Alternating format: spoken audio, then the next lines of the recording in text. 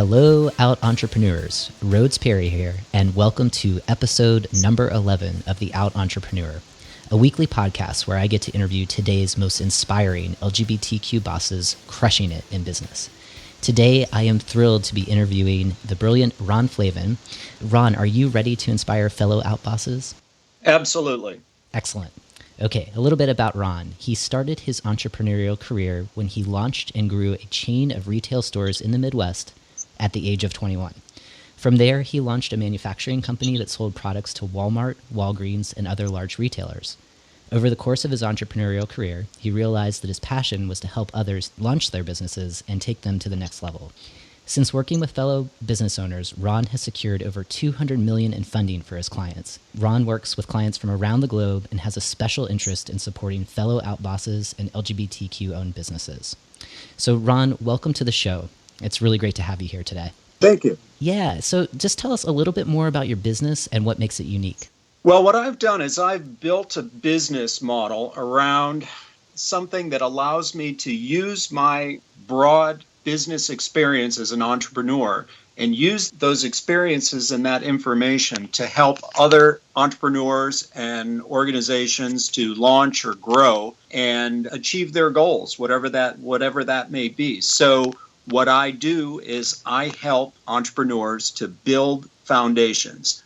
What that means is that I work alongside an entrepreneur and work from the inside out, helping them to understand their assets, their resources, identify any gaps that they have, and develop plans to achieve whatever goals they may have. And that usually for entrepreneurs revolves around either growth or funding.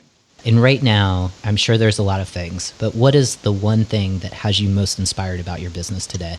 The one thing that really inspires me most is I love seeing the diversity of ideas that come from out entrepreneurs. It's just some of the things and their ideas for businesses or social entrepreneurship ventures or community service ventures. It's just amazing and it's very inspiring. Well, that is a great segue to talk about the Out entrepreneur's journey. And I'm curious, so from my observations, it seems like for Out entrepreneurs that we arrive at starting our businesses for one of two reasons, and you touched on this a bit. So for the first reason, we either feel a calling to pursue a purpose-driven idea, and then the second reason is that sometimes we feel that we can no longer conform to a workplace culture that doesn't value who we are. So Ron, which one of these reasons resonates the most with you, considering when you started your own journey at the age of 21, which is incredible?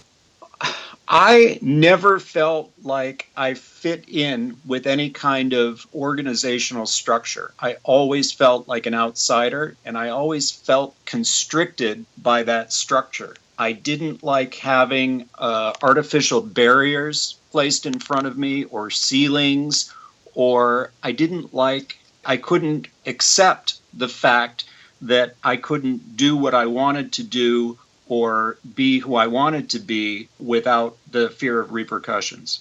Yeah, on the feeling of being different or feeling like an outsider, that's something that a lot of out bosses can relate to. And I just wanted to touch on workplace culture, reflecting on the businesses that you've owned in the past and in your current venture. What's the one thing that you're doing today inside your business to create a more inclusive environment for those that you work with, especially the folks who often feel different?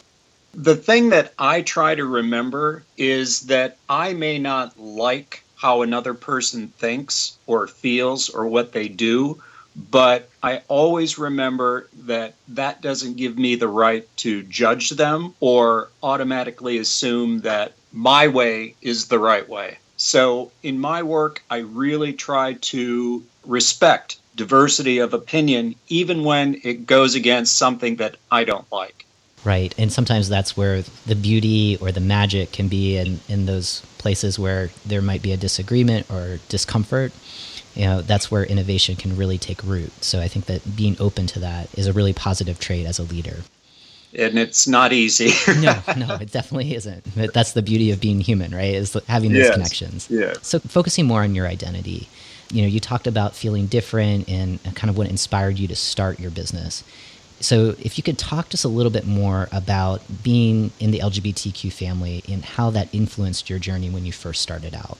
Well, I don't think it influenced me necessarily initially, and I don't think it necessarily encouraged me to become an entrepreneur. It was definitely part of my identity, but it didn't really become that part of it didn't really become more important to me until I got older.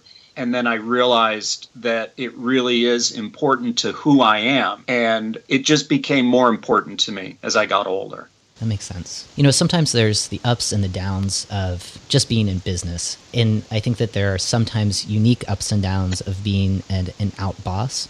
So if you could just take us back to a time reflecting on one of the challenges that you've had. So this could have been a moment, being an out boss where you were challenged with bringing your authentic self to your work, maybe because you were afraid of losing business or you might have felt unsafe. So if you could share this moment with us and be as specific as possible, let us know what was going on for you. This can be very helpful for fellow out bosses, especially for those of us just thinking about starting our own businesses right now. Sure. There have been a number of times where I've had signed contracts with clients, and once I've signed those contracts, they become a revenue source and a way that I make my living. But as I've gone through the process of working with them and learning more about them, in a couple of instances in particular that I can recall, that I found that the core ideals of those persons were completely contrary to mine. In other words, they were completely unaccepting of LGBTQ persons. And not only unaccepting, but were actively doing things in their lives or in their businesses to inhibit the rights of people like myself. And I was so contrary to that it was, even though it was really, I didn't want to lose the money, I made the decision in 3 instances that I can think of where I just said, I'm sorry, but I can't work with you anymore. This is done. Our contract is over. Here's your money back. I can't go on. And even though I lost that revenue, it was worth it for me because I just could not take it. I couldn't live with myself for working with these people, thinking that I was actually, in a way, helping them to further their anti-LGBTQ interests. In sharing that moment, that had to have been scary to say no to what could have been a lucrative contract, a good revenue source coming in, but having that moral compass of knowing what your values are in your own company is really helpful for others to hear. And also, when you do close doors to clients that are less than ideal, it gives you more time and more space to open up opportunities for those dream clients that you want to bring in who you don't have to convert, right? They're already on the same page as you in respecting who you are and not hurting you, your family, or the communities that you're a part of. So yes. Yeah, and it's not always doom and gloom, right? To be out in the workplace, there's obviously advantages to that. So I'm hoping that you can share a moment with us where you successfully leveraged being an out boss to benefit your business. So if you could give us one example of what that looked like and what was taking place and how being out benefited your business. Well, being out, the way that has helped me in particular instances is being able to give hope to somebody who is like me in other communities, particularly places where being LGBTQ is not as accepted. I lived for a number of years in the South and lived in an area, the town that we lived in was very open, but the minute you stepped 1 foot outside of that town, you were in a very hostile environment. So it was really good to be able to give hope to other would-be entrepreneurs or entrepreneurs in that community to show them that you could be successful regardless of what was going on outside.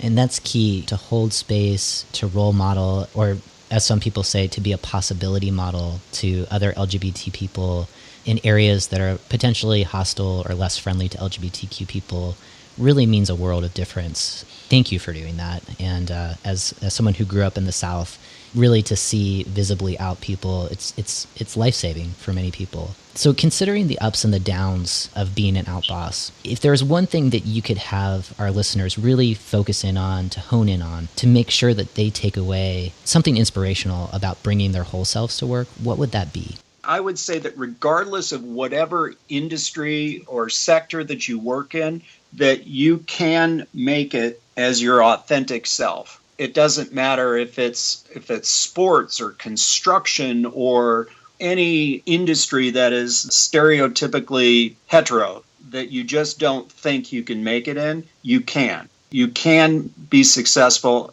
and you can be your authentic self. Right. And I think that speaks to mindset. And could you talk a little bit about that mindset of the confidence factor of knowing that you can make it? What does that look like for you? What's a way that you get fired up? Sometimes, when you're running your own business, there could be the feeling of an imposter syndrome, or just, a day where you feel like you're not enough. What's kind of one source of your inspiration where you know that you are crushing it in business and you can keep going?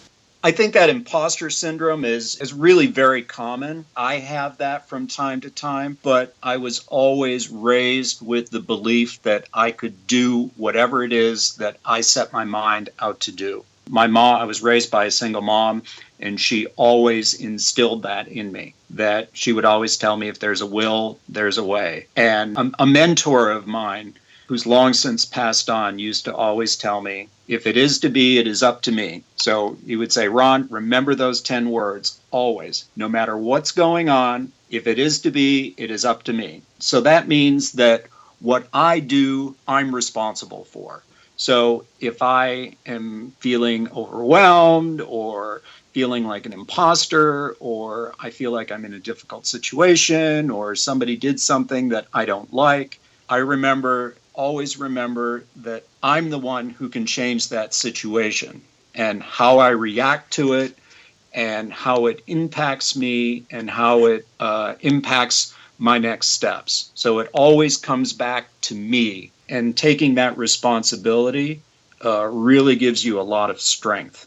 Envisioning your success, believing in it, and taking responsibility and taking action to get to the places where you want to go. So before we take a quick sponsorship break, you had mentioned, and in your bio, I think I might have mentioned it, that you're really dedicated to supporting other fellow outbosses. It seems like you're spending a good amount of time cultivating newer entrepreneurs who are in the LGBT community. I wanted to know other ways that you might be giving back through your company to LGBTQ communities. So whether that's through charitable giving or volunteering, specifically trying to hire contractors who are LGBT. What does that look like for you, and how have you built that into your business? For me, giving back is really important. And the way to give back is, I feel, the most important way that you can give back is to get involved. So I support financially. I make donations and whatnot. And that's nice. That's well and good. But I really think involvement is more important or is equally important as financial commitment. So I'm involved in different organizations. I help mentor new entrepreneurs. I serve as an advisor to help guide them and share my experiences with them. So those are the things that I do that allow me to give back. And I know it's a really meaningful way because I see the impact that my help and my advice can have. Financial giving is always great. The sweat equity piece, volunteering your time and passing on your knowledge to the next generation is really critical. And thank you for doing that. So right now, we're going to take a quick sponsorship break. For our listeners, please don't go anywhere, because when we return, we're going to jump into our bonus round. HR and diversity professionals. Are you struggling with engaging LGBTQ talent? Do you stay awake at night worrying about limiting litigation risks? Have you considered seeking support around these concerns, but just aren't sure where to turn? Look no further. Rhodes Perry Consulting offers you solutions with the Engaging LGBTQ Talent A to Z certification. This proven 4-week mentorship program delivers skills, offers support, and connects you with other professionals committed to transforming themselves and their workplaces. Learn more about this cutting-edge program by visiting rhodesperry.com and use the promo code RPC for a 10% discount. Take action. and visit rhodesperry.com. Welcome back, Outbosses. We are now going into our bonus round where we'll have a chance to get to know Ron just a little bit better, gain some insights on how we can bring our authentic selves to work, and then learn one way to stay in touch with Ron after our conversation today. So Ron, are you ready for some quick-fire questions? Yes. Great. Okay, so going back to your identity and thinking about starting, did your LGBT identity hold you back in any way from taking the entrepreneurial leap, or did it speed up your process? It probably sped up the process because the limited experience I had in working in a traditional workplace, I just didn't feel like I fit in or I belonged. And so I think it sped up my entrepreneurial process because I realized that my choices were really limited, were to kind of force myself to try and fit in to an environment where I didn't feel comfortable, or to go out on my own and where I could be my true self and not have to worry about that external structure. And in one sentence, what does it mean for you to bring your whole self to work? For me, that just means being myself, that I don't have to hide anything. Right. When you're looking at the aspect of covering different aspects of who you are in the workplace, that takes up so much energy and so much time. It takes away from your productivity. So not having to hide who you are is a luxury in some ways. It really is. Yeah. And what's one personal habit that helps you master yourself and your business? For me, it is really important that I get up early and spend an hour or so by myself, drinking coffee, just pondering the day, pondering my existence, whatever it may be, and just spending that hour or so of nice, quiet time every morning, gathering my thoughts and pulling myself together so that I can face the day successfully. Yeah, the miracle hour, grounding yourself in the morning is really, really critical, just to remember where you are and where you're going and to be focused on those goals. Yes. Name one thing that you readily delegate in your business to stay focused on what you're good at. I delegate a lot of basic writing tasks so that out to others, and I try and use LGBTQ writers as much as possible so that I can focus more on strategic decision making and planning, which is really what brings the big value to my clients and the people I work with. Right, that kind of like the 80-20 principle and really spending more time working on your business rather than in it. Yes. Can you share a book or a podcast that has contributed to your success as an outboss? One of my favorite books is called The Obstacle is the Way, and I love that book. I really think it's been an inspiration for me, and it talks about how obstacles are really critical to our success. It's one of those mirrors, right, where you can kind of see the opportunity for growth. And so it's more of the silver lining approach rather than having a negative approach to solving the problem. So thank you. Exactly. Yeah, and I'll be sure to include that in the show notes. Before we go, 2 more questions. The first is if you could share one piece of advice to inspire the next generation of outbosses to take the entrepreneurial leap, what would that be? To believe that you can do it. Simple enough, right?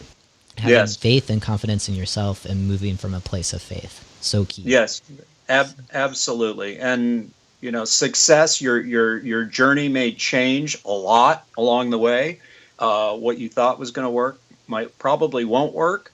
But regardless of what happens, if you believe that you can be successful and forge ahead, you can be. Excellent. Well, I think that's a great note to kind of close down our conversation. Ron, I wanted to thank you so much for your time, for inspiring fellow outbosses. Before we go, can you share just one way that we can stay in touch with you and your business? On my website or my blog, rflavin.com. Great. And we will include that in the show notes as well. Okay. So thanks again, Ron, for our outbosses. Thank you for tuning in to this week's episode. It is always my privilege to connect with so many inspiring outbosses like Ron. As a next step, please be sure to check out the show notes for highlights from today's conversation and consider leaving a rating and review in iTunes. For now, please keep being your authentic selves 100% of the time.